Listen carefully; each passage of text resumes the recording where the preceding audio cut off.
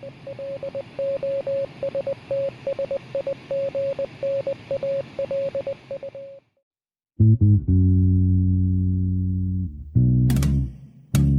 to The Lost Signals Discusses Film and TV. Using the revolutionary Manzur-Ramosi Thurlow scale, or MOTS, we scrupulously review these art forms with an emphasis on narrative structure. Join us for another entertaining episode.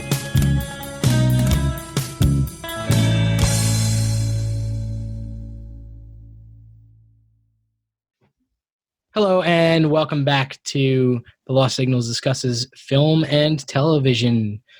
Today we have an interesting movie for you from last year, kind of one of our missed... Somewhat of a missed film, yep. Yeah, we're going to be talking about Uncut Gems by the Safdie brothers. As you can tell from my background, if you're watching this, the Adam Sandler movie. Joint. I'm going to be your host, Steve Ramosi, joined tonight by my good friends, Scott Thurlow. Put it all on black. Ian Manzer. Adam Sandler's the worst, isn't it? And Christopher Morgan. Diamonds are perfect. All right. Scott, I think you have a log line for us? Yes. So parlay bets are fine, but not when you're doing them with uncut diamonds or uncut precious gems. Sure, sure. That's all I got to say. Absolutely. All right. Well, let's get started. Scott, why don't you talk about the plot for us? Certainly. So I'll expand upon that. So Adam Sandler plays Howie Ratner, a diamond dealer in New York who, as you mentioned, I think so one of you, he's big into gambling. So he's a lot of gambling debts and he's sort of wheeling and dealing and so forth. He already owes, even when the film starts, owes a lot of money to some bookies, to some shady people, if you will. And one of his Lakeith Stanfield plays sorry, Steve, what was his character name real quick? Damani. Damani, right. So like Damani brings in Kevin Garnett, sort of like show him like, oh yeah, you'll buy something from Howard's store. So he sort of falls into like this rabbit hole of, oh, I owe money, but hang on, let me make a really sick bet here, right? And he has acquired these uncut gems through also shady back channels in a sense, and like it's like his ticket to victory in a sense. Kevin Garnett takes a shining to it. Things happen here and there. It's just a lot of details, like a lot of side things happen, but basically he tries to parlay all the money, all the winnings to pay off, and that falls through. He just keeps getting sort of like, mostly through his own obstinate, pig-headed actions and just personality, sort of fucks himself over. But also, like, is trying to, like, hey, you don't need this and that. So it all comes through that he makes a big bet on a big game in Vegas on Kevin Garnett's game after Kevin Garnett has acquired, or at least has been loaned, the mystical-ish gem that, like, seems to give him, the basketball powers. At least when he has it, he wins games. Yeah. So, like, it's almost like, I was saying to E, it's kind of like a lock, stock kind of, like, somewhat similar thing. Right, so it all comes to a head. He's got all the money. He sends his girlfriend to make the big bet with like $175,000 that he finally gets, and the bet wins. Kevin Garnett wins the game. The Celtics win, and so forth. And all the parlays, as I mentioned, pay off. However, the disgruntled little like shady people who he owes money to get fed up. Like, enough is enough, and which makes me think he's going to like finally claw himself up from the muck. He just gets shot by one of the henchmen. In fact, the person he owes money to gets shot by his own henchman as well, because they can't wait anymore. There's like, no. Oh, this is a lot like Lock, Stock, and Two Smoking Yeah, exactly, right? There's a lot of ins, a lot of outs, if you will. So I'm trying to keep it somewhat concise, but that's essentially what happens, and that's the end of it.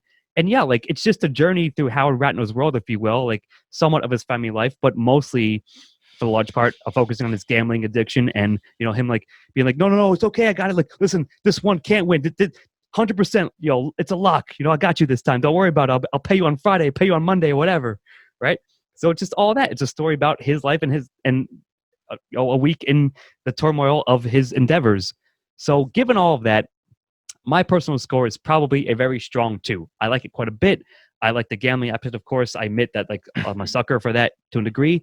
But I think maybe a lot of it will come out in further questions. But plot-wise, narrative-wise, I think I was along for the ride for the most part, like 80%, 85%. So that's where I stand. What do you guys think? I The first thing I thought of when I started watching this is like, except for a few changes with regard to technology and where we are time period, this movie looks like it was shot and cast beginning to end. This looked like it was a script from the 70s that somebody found out, just found and updated. Let's see. Because it did. I And think on it's set in 2013, right? 2012. 2012. So it's like a soft period piece almost. Exactly. I figured maybe they didn't have the budget until we got to the helicopter thing. I was wondering if they just didn't have the budget to set it in the 70s. But I'll speak more to that when I get to style. But it was just narratively, I just felt like this was a script that was unearthed. I'm going to give it a 2 as well. I like the beginning. The end, the middle I was like, enough. I just want this thing to end. And then the ending, I thought was, I don't think the ending could have been more perfect for this film. You're about to say something. Yeah, I was just gonna chime in, I guess. I really loved the plot to this. I didn't think it lagged at all. I could see, like, after having talked with you guys a little bit beforehand, like a precast, I suppose, I could see where you might see it lagging in your own personal experience. But I really loved it, start to finish. I thought that the tension, the ramping of the tension, was so perfect in this movie, and in a way that's kind of like unlike anything I've seen. I haven't seen Good Time yet, but apparently that's very similar. I really appreciate the mode of storytelling that's happening in this when I was watching it, and I know it's not, and I know for sure it's not for everybody. So I will not, try to convince any of you guys to give it a 3, but I think I'm going to give it a 3 just for myself. I really loved the way that this ramped up throughout. There are 2 movies in this one movie. There's an addiction movie, like Leaving Las Vegas, and what's the one about the Requiem? Requiem for a Dream, yeah. And I actually thought that when they really explored his addiction, the work was at its strongest. But there's also a kind of silly at times crime thriller going on here. And sometimes I think that the movie lines up very well with these 2 plot lines. Other times it doesn't. And I think I have to deduct a point for the times it doesn't line up. And I think the addiction angle is actually masterful. And if they had focused almost solely on the addiction part and him getting caught up in his scheming, and I love the ending because it's him. He always thinks he's the smartest man in the room, and he and his brother-in-law are both people who aren't gangsters, who end up in a gangster film and get punished by actual gangsters. Yeah, and gangster shit happens to them. But it didn't always line up perfectly. So I'm going to give this a strong 2, but still a 2. And that's it. You figured it, because that's one thing I was watching. Is it's like, here's another story of somebody like Jerry from Fargo, who is comfortable in his life but wants that big score, and just spirals out of control, which we've seen before. And I think with regard to that kind of a crime thing, done better. However, the one thing that was in the back of my mind while I was watching this whole thing, I'm like, he's an addict. And and I agree with you 100% on your assessment. There was an itch I couldn't scratch, and I couldn't just like Adam Sandler's character. Yeah. But Ian, that's exactly right, because there was a very good grounded addiction story. The ending would have been as good, if not better, with that. But the thing is, it's like the B plot got in the middle, or they put the addiction as the B plot. It should have been the A plot. So I agree with that. Yes, I'm glad you phrased it or said it that, because I couldn't figure out. It was bothering me what didn't gel. I can see what you guys are saying. I think I'm going to stick with mine, but I completely understand where you're coming from on that. Yeah, it's a strong 2. My final thought is just a quick caveat. It's a long film. It's over 2 hours, and I think if they focus more on that angle, that might have made it tighter, and maybe would have been conducive to me giving it a 3. But as it is, there it is. I would argue in terms of that, I guess now that you said that, I was going to be done with this, but right. real quickly, I think that the pacing of this needed that long movie. I think that there is like this very slow ratcheting of tension from the beginning to the end that is almost perfectly done, at least in terms of how I saw the movie. And like, you know, it never gets less tense. It only gets more tense with each added scene. And I think That's fair. They do keep it up, Steve-O. To have the last scene be as impactful as it was, it needed the scenes before it, in my view. But all right, let's move on to themes. I'm gonna go on to themes for myself. So we've already mentioned a couple times the addiction angle of this, and I think that's a very strong theme of what's going on here. Howard Ratner is a guy who literally cannot stop himself from making bad bets, and even like this time's the one. I love the fact that those bad bets sometimes pay off in this movie, because it shows like how you continue to be in this mode of thinking, especially for like somebody who's addicted to gambling. Is like, yeah, the reason that you're addicted to gambling is because it paid off once or twice, and now you're just stuck because you think it'll pay off again. And like, this movie is all about showing that fallacy of the gambling world. And like, I love the way that it does it. I love his his personality throughout, in terms of like, you see a lot of Adam Sandler's, Harry Ratner's character's personality, but the one thing that's always shining through is like he's always chasing the next big score. Big score, yeah, exactly. And I think that this movie does that really well. So to buttress your point there, I think it was very smart of them to have him win that initial bet and then have it snatched away in the cruelest way possible. Yeah. But by having even his first bet be a success, I thought that would be the impetus to the movie. If they were making a shorter film, they would have had him lose that initial bet and be running. But the fact that he won it and lost it in the way he did kind of justifies his actions throughout the entire movie. And his last bet, I think, is incredibly important because you actually get the details of what he bet on. And, Yes. and the parlay itself was fascinating because one of the aspects of the parlay was who got the tipped ball. And that's a 50-50 shot, right? Could've lost there. It's a pretty hardcore parlay start, yeah. And he didn't. And you just see the recklessness of his, even though he was successful in the last bet, the recklessness of his gambling addiction right then and there.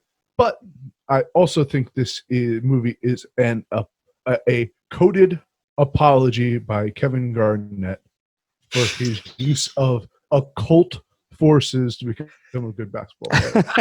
I think this. I think I'm really certain that this was an apology on his.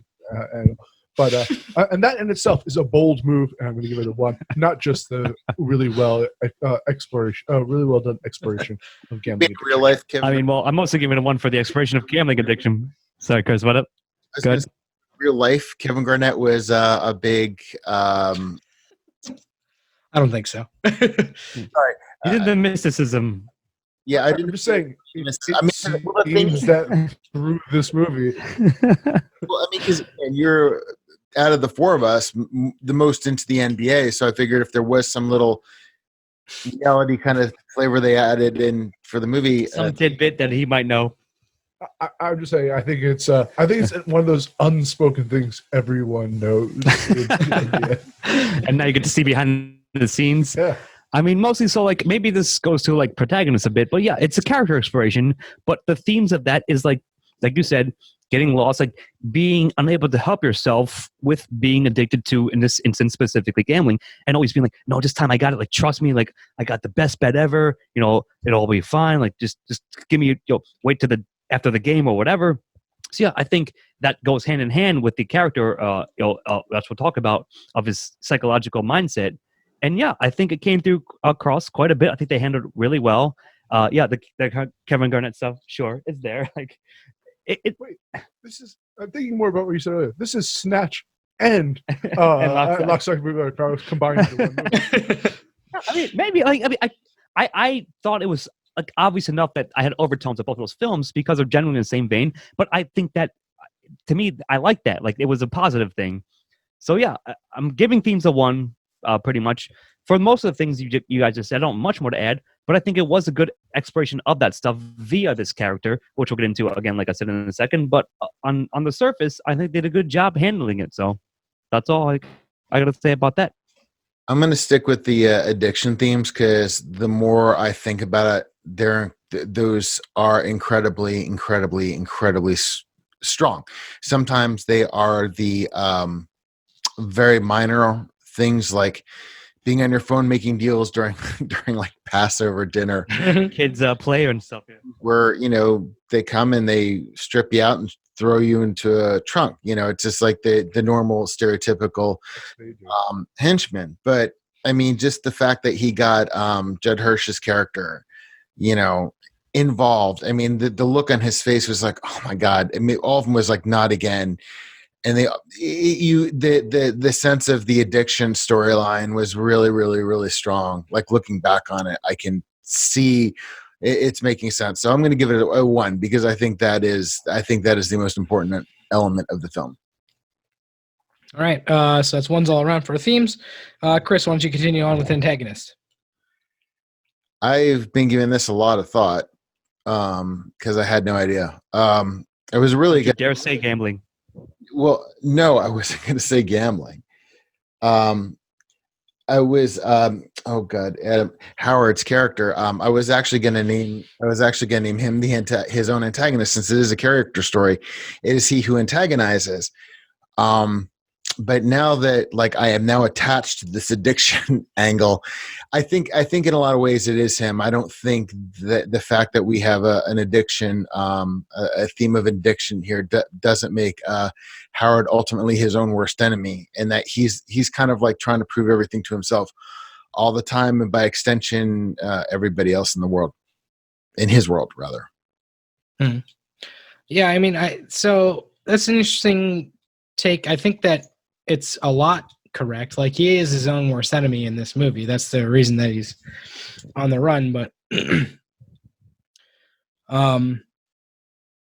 interesting. Like I am almost like this movie almost makes me interested in what happened before the movie, even because like how is Arno so at the end of his rope that he's like going to throw his brother-in-law or whatever he is into the trunk of a car and naked, like he like all of this is like fascinating in terms of kind of what are the forces that are antagonizing him, right? Like, and it's him. He's kind of made his own bed, and now he has to lie in it.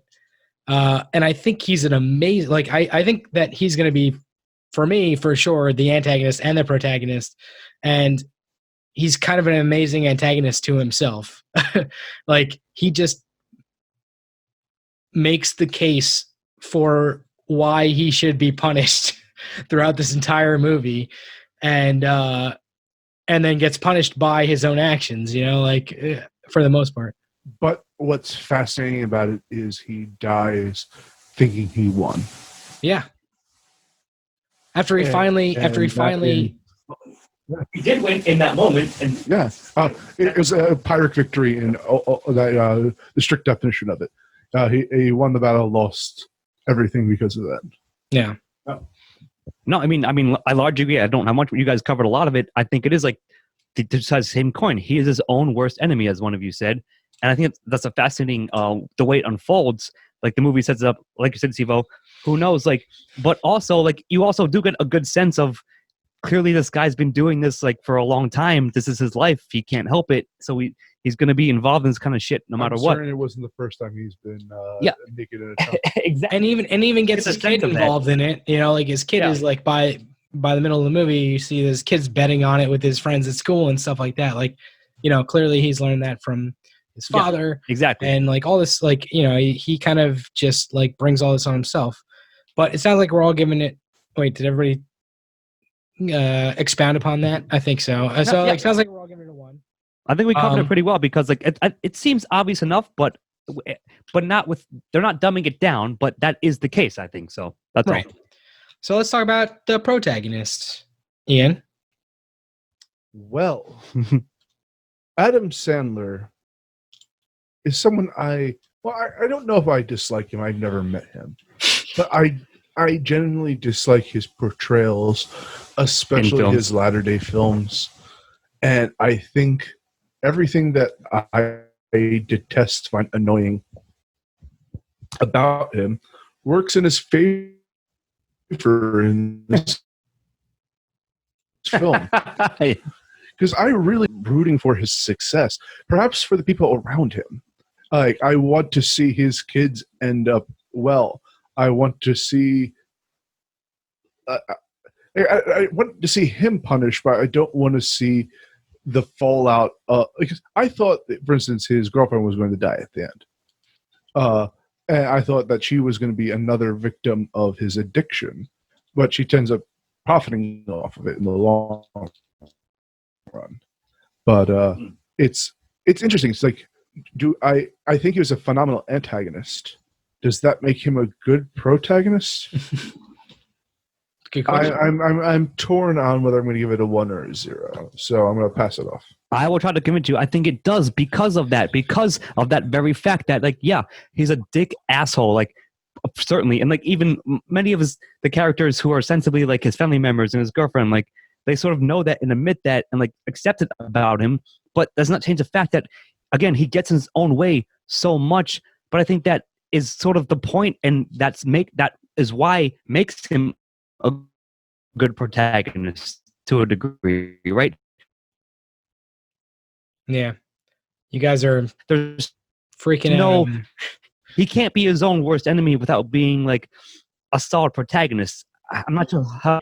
Yeah, on my screen, Steve-O. But yeah. Now, still hear me, okay? Like, yeah, like I don't have much more. Just that I feel like if you're gonna give it a 1 to that, you have to give him a 1. I think Sandler does a good job playing this character. Again, even if you think he's like a slimy dick, that's kind of the whole point. You know what I mean? Like, that feeds into his addiction. So I'm probably giving it a pretty solid, decent 1 for that front. On the face of that. And anyone else going to go? Yeah, I think that's I kind of come down on the side of that. I think that Sandler does a good job in this, in exactly the way they said, Ian. Like, and I think this is a side of him that I haven't really seen in films before. You know, I've seen him play serious roles, but like, this is like, you never seen him play like a greasy slime ball, perhaps outside of a comedy movie. I can't think of one, but like, maybe he's every single one of the kind of no, he's usually like an idiot, like child boy. But like, Is here too. What's that? He kind of is here too. No, I mean, I think that he's. I see what you mean, though. I don't see him in that role here. I see him as like a kind of a skis ball gambler who realizes what he is supposed to do, but doesn't really want to, and like kind of yes, in some ways he's like a child, like shirking his responsibilities, but not in the same way that we've seen him before, I don't think. But I think what the great thing is that he makes you, in this movie, at least he makes me at points like really root for him. And then at other points really be like disappointed by his like stupid behavior, right? Like, which is, I think a mark of a good protagonist. Like, right, you want someone to have something to overcome, and like at points you think that he's going to overcome it, and then you realize that he's fucked up, and then it like all comes back around again. So I think that he does a good job as a protagonist in this. But anyway, on to you, Chris. What do you think?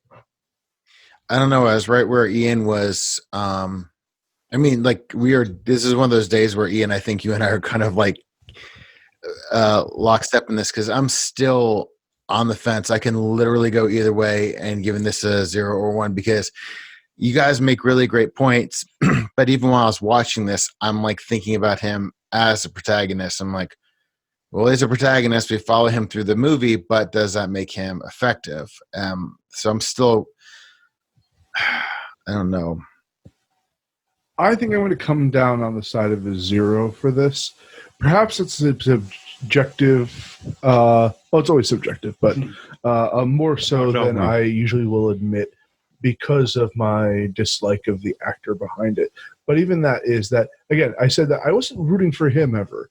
I was rooting for him to not cause destruction in the lives of others. And all he does is, yeah, he's a terrible person. And he's a phenomenal antagonist. But not one I'm even kind of ever rooting for. So I think it's going to be... It's close. What do you think, Chris? Given that. I'm in agreement with Ian. And again... Split down the middle?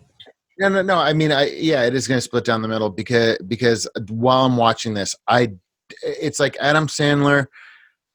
I can't stand most of his movies. From what I understand, he's an okay person. He's a decent person. I have nothing for or against him based on any little bit I know about his personal life or my dislike of a lot of his work.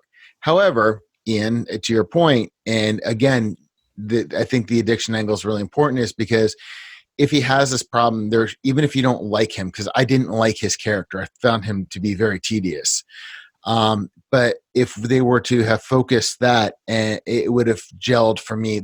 I'm telling you, this movie did not gel for me, and I couldn't figure out why. And again, Ian, thank you, because I'm latching onto those, because those are in fact the most important factors of the film. But they didn't really go in that direction, so I'm really going to say that I'm going to fall on the side of a 0 for protagonist with him. So we're both hating the sinner and hating the sin. So it seems in this case, yes. Precisely. I'm still giving it a solid, maybe softer 1, but still 1. All right. Well, let's talk about supporting, Scott. All right. So I actually think the supporting cast was quite solid. I'm trying to think, actually,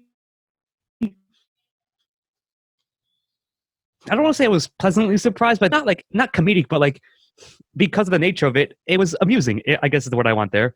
And yeah, of course, I always loved Keith. And again, his character, what the script gave him to do and how it worked him into the plot and how the dynamic between him and Howard, I think that worked quite a bit as well. And his family dynamics were fine as well. Yeah, he's a girlfriend on the side, or it's the woman who works in the shop, who of course, clearly has been sort of seeing on the side. So I think and I guess also Arnold, like you said, was fine, a good character, if not the most prevalent point. It was more he was almost more of a secondary antagonist force, but a fine character also, I think, unto himself. So yeah, I think collectively out of maybe the 5, 6, 7 core secondary characters in this film, I think they all did a damn good job for the time that the film allowed them to have to breathe. And I think that garners a pretty solid 1. So that's pretty much all my thoughts on it. So good.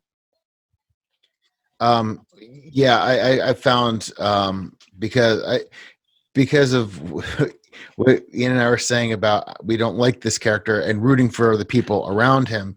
It's like when Lakeith Stanfield or pretty much almost any other character came on screen that wasn't a 1970s stereotype of this world. I found it to be a breath of fresh air. I mean, I like Eric Bogosian. I actually met him when I used to work at Borders. He gave a talk there. He usually plays himself, and he played himself for the most part.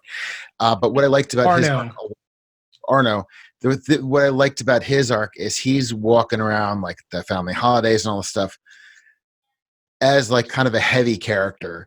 He's looking at him with the side glances disapprovingly, this threat. And at the end, as one of you guys or all of you pointed out before, even he was way over his head. I really liked his character arc. I mean, when we got to the end, we found out that he was not Eric Bogosian was not playing the characters that he usually plays. This is not a one-note character. This character actually has dimension, was one of the things that I loved about the ending so much. There was so much in this one supporting character arc that they did not focus a lot on. So yeah, I'm giving it a very strong one just for that. Yeah, I mean, I really love the supporting characters. Damani, Lakeith Stanfield, that you guys have mentioned already. Eric Bogosian as Arno was pretty solid. I have to give Kevin Garnett a lot of credit playing himself in this movie. I think he did a terrific job. As Best NBA star since Space Jam. yeah, Yeah. best NBA star since before Space Jam, I would say. But Oh, Whoa. All right. Oh. Separate conversation.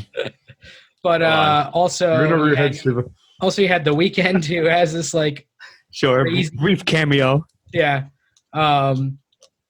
So a really interesting cast of characters. I'm gonna leave the last one that I had written down for Ian to mention, if you remember who Me too. who it is. Well, I want to talk about the wife for a second. Yes, Because please. I think she did a phenomenal job as being, as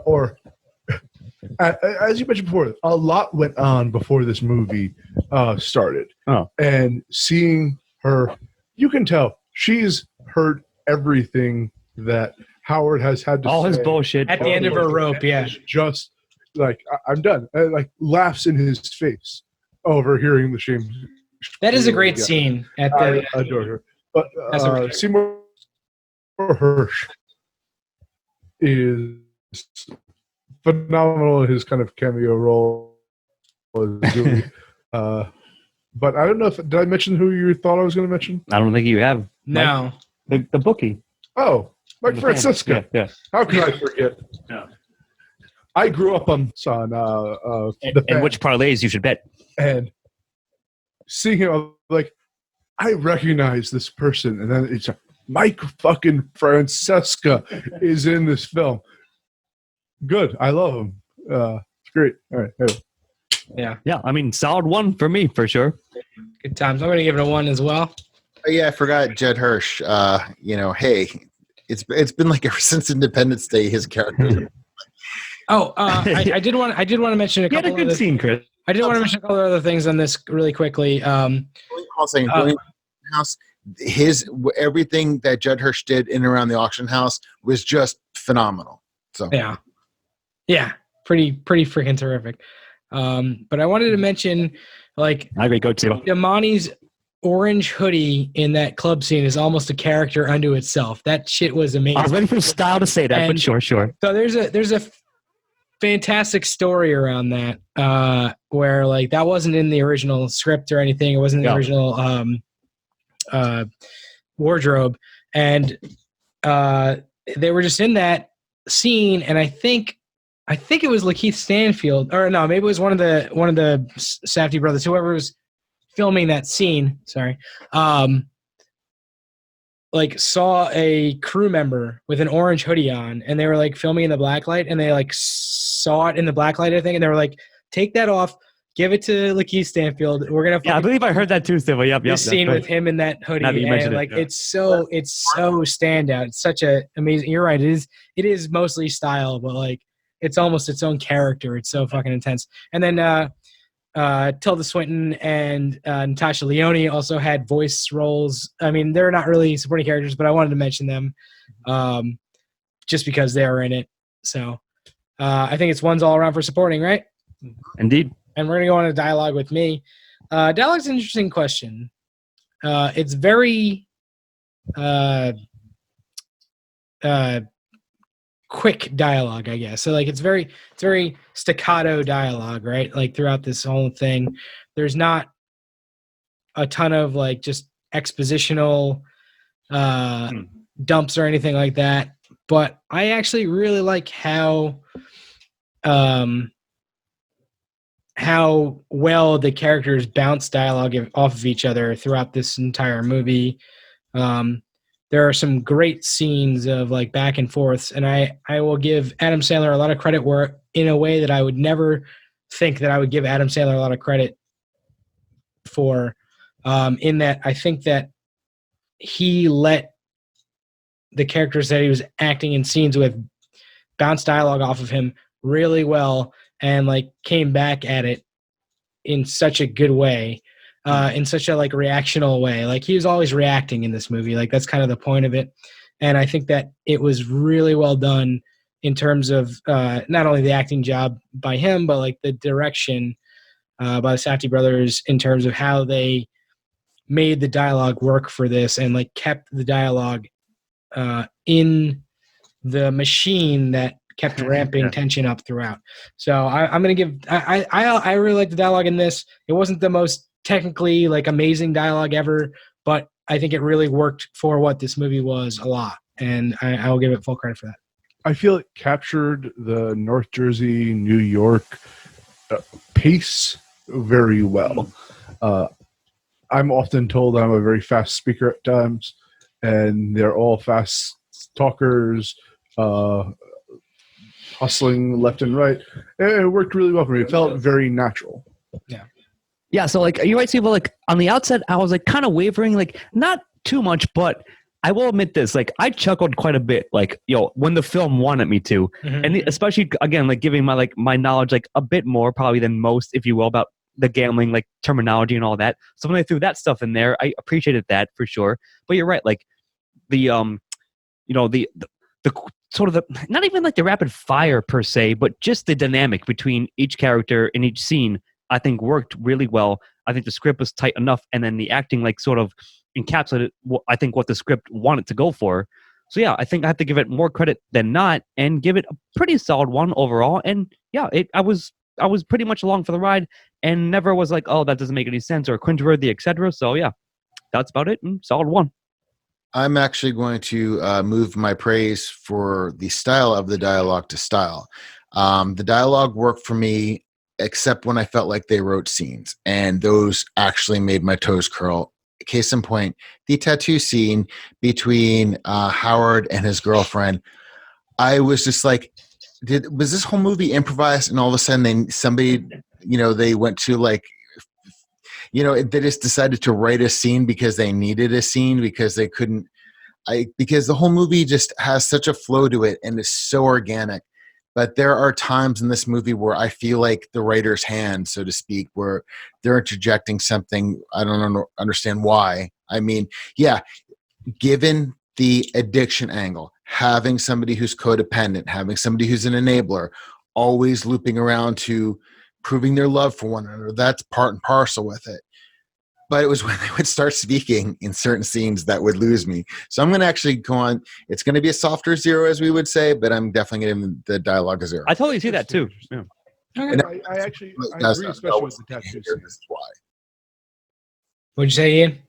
No, I agree with Chris on the tattoo scene. Was kind of heavy-handed. But in general, as Scott, you pointed out, the fact that they incorporated a lot of gambling terminology without and this is what here's what a parlay is or whatever. Yeah, they just they spoke it naturally with assuming you're not. Yeah. Yeah. Again, to follow final thought, it might be a softer 1 for me, but I think still definitely a 1 at the end of the day. So, well said, everybody. So that's gonna be 1s except for Chris, and then style. Chris, go ahead. I loved the style of this movie. Any critiques I had of the dialogue are no longer, because the dialogue, the delivery of the dialogue, the way the movie was shot, the way the dialogue was fired off. And that it was that is that cinema, almost like a cinema verite kind of thing. Like definitely you were there. It's like you're in a room and you're looking between sides. I love that so much.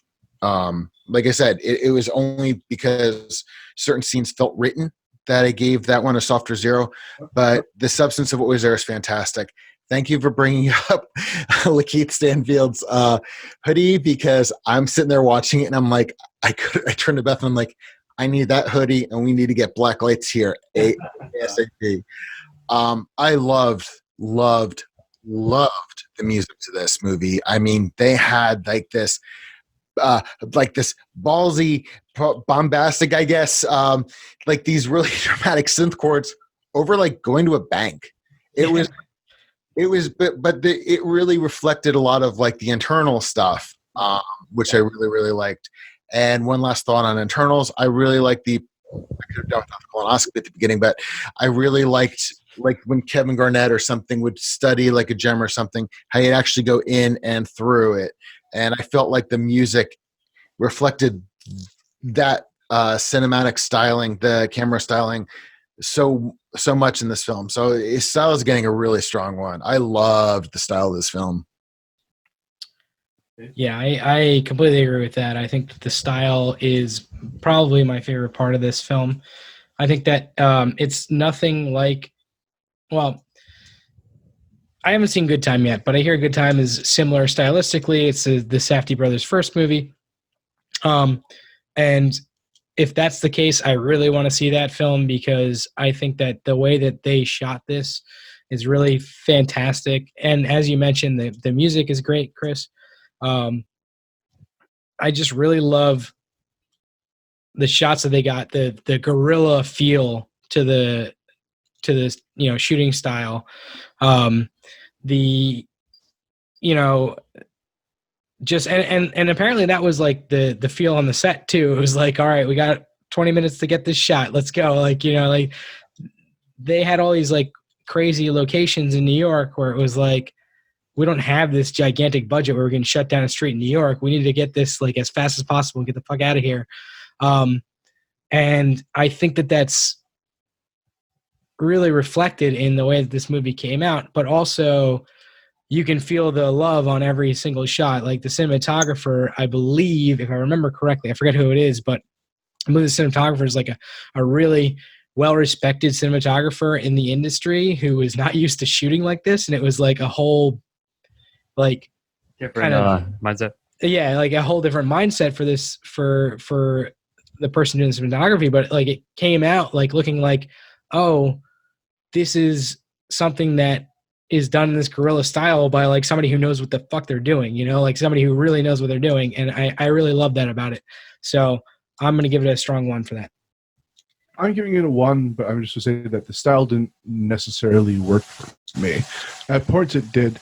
It just that there's something about it, and I can't really put my finger on it, just was off to me. And I think that, again, I'm putting a lot of subjectivity into this more so than I generally do. But about the soundtrack for a second, like you said about the dialogue scene with the tattoo, when they included The Stranger, I thought that was a little bit on the nose. But that's my really one big complaint about style in this. I was actually going to say that when I was thinking about this, felt like a film from the 70s they just found. As soon as I heard the opening of that Billy Joel song, I was just like, oh God, no. Oh God, no. It worked in one aspect of this thing. On the other hand, I now have a song from Billy Joel that I haven't thought about in 30 years and now running through my head. You're welcome. I'm sorry. But again, it was good. I appreciate it aesthetically. But I'm not going to punish it for not having worked for me because I understand what they did. Yeah, I mean, I was fairly impressed throughout. Like, it was like maybe the second or third, I think, strongest point of the film. Certainly not the first, but I think, like you said, like maybe not have what you just mentioned, Steve. Like knowing that fact, like like they're like guerrilla shooting it. I can sort of see that now. Like thinking about it, reflecting it. But all I'm saying is overall, yeah, I thought the soundtrack, like at least early on in the first like half hour or so, it has like a really cool, like almost Drive-ish, although not as good as Drive, but a synth wave-ish kind of thing going for it. And then they bust out The Stranger. I thought that was fine, really. Like I wasn't like as like, oh, whatever. I'm shocked because you're the one who would normally. Right, that's right, exactly. It's funny because normally I would be like, go fuck yourself. But like I think it worked in context of the story and the characters. So I didn't really like, it wasn't as like, oh, go, But overall, I think style's pretty strong. So I'm going to give it a fairly strong 1. And for all those reasons, pretty much. So yeah. All right. Mark it. So this one's all around for style. And let's talk about recommendation. Ian. Yes, I didn't love the movie. I'm never going to see it again. I would give it, if you ask me, like 8, which I think is what I actually gave it for this. But like the thing is, I think it was okay. Better than okay, good, good. It's just, I don't know, like better. There's like, it didn't fire on all cylinders for me. Okay, but that doesn't mean that it's not worth seeing. I'm almost in the same boat. And like, yes, I'm going to officially recommend it with the 1, but with like, I would see it one more time and then be like, okay, that's fine. Like, if people are like, hey, is it worth seeing Uncut Gems? Like, yeah, I would say generally, yes, it's a good movie. I think you might enjoy it, especially again, if you, depending how much you care and know about gambling culture and stuff. But overall, it's still solid, worth a watch. It doesn't replace Snatch, doesn't replace Lock, Stock, or even Drive or anything like that. But yeah, it is worth a watch. It is entertaining, enjoyable, and well done and well acted. So I think I can't not recommend it, I guess, is the best way I can say it. So this is the second best stylized drama where they took a previous comedian and the gangster.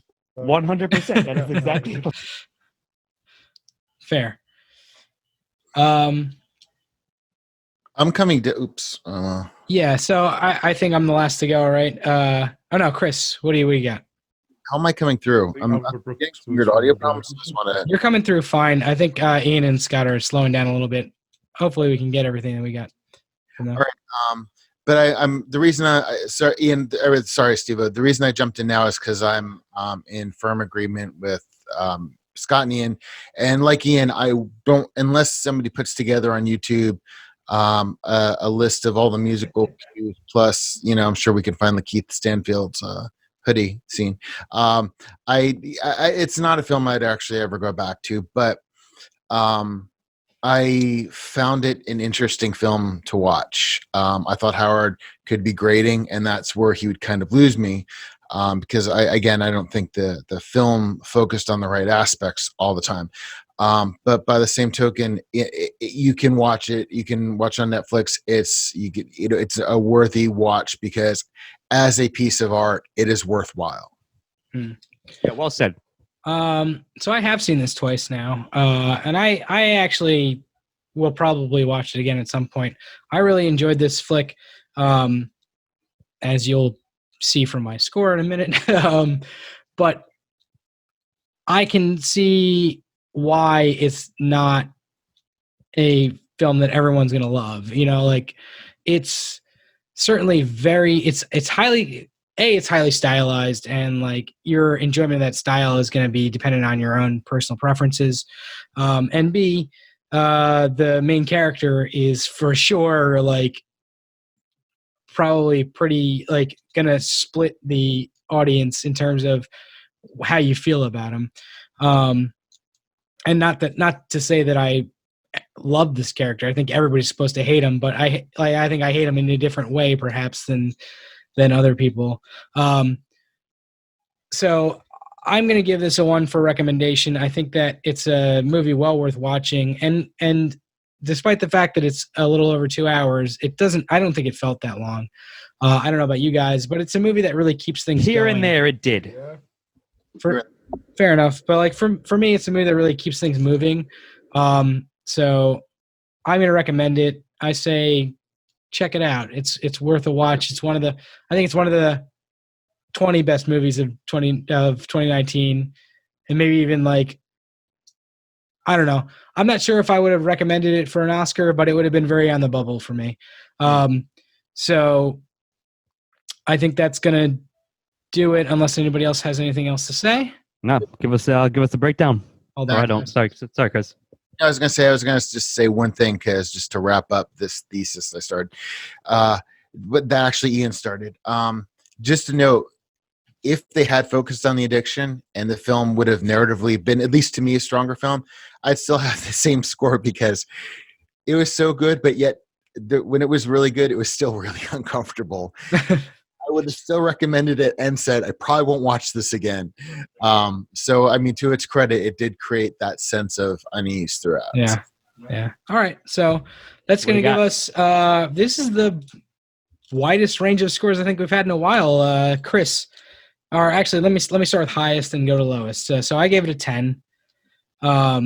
Scott, you gave it a 9. Mm-hmm. Ian, you gave it an 8, and Chris, the old new curmudgeon, gave it a 7, which gives us a aggregate score of an 8.5. And that's fairly within range. I think that's pretty solid in terms of what this movie was. And so we're gonna wrap it up.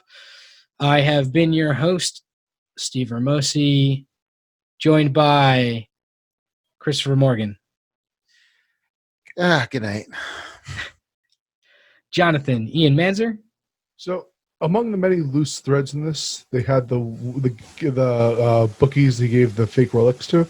I was hoping that guy would come back and kill him, so we could do the log line. You forgot about Benny Blanco shit, yeah. and Scott Thurlow. And of course, I'm gonna make a bunch of parlay bets right now after this. Thanks for joining us, and we'll see you next time. Cheers. Good luck on those, Scotty. Mm-hmm.